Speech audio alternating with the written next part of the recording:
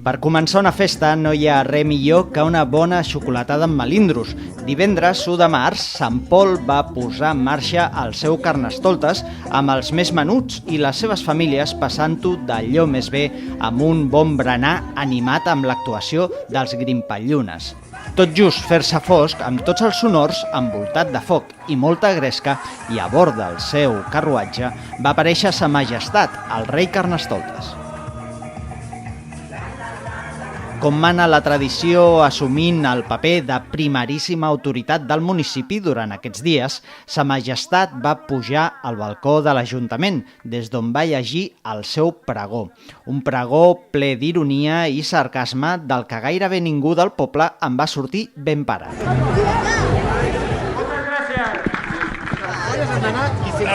Dissabte els carrers van ser de la gent i les seves disfresses. Per unes hores, la música, les coreografies, les andròmines més imaginatives o la pluja de confeti van animar una espectacular rua amb més comparses i participació que mai.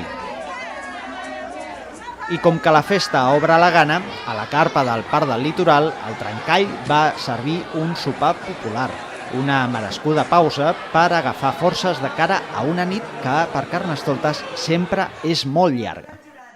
A l'hora dels cafès es van donar a conèixer els guanyadors dels premis que concedeix l'Ajuntament. Pel que fa a les carrosses, el primer premi va ser per la futurista Bada Brides, el segon per la dels Picapedra i el tercer per la de Tocats de l'Ala.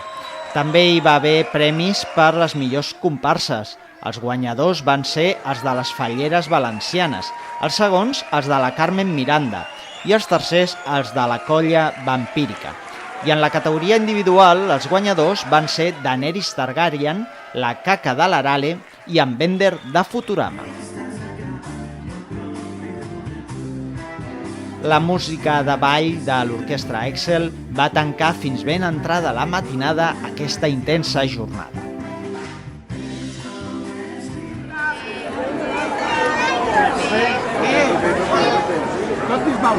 Diumenge, com és tradició des de fa anys, el carrer Nou es va tornar a convertir en un immens menjador.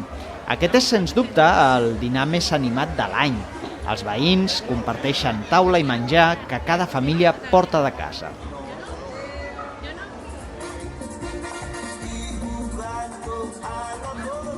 I com no podia ser d'una altra manera, la música del Toni Balam Group per ajudar a fer baixar el dinar.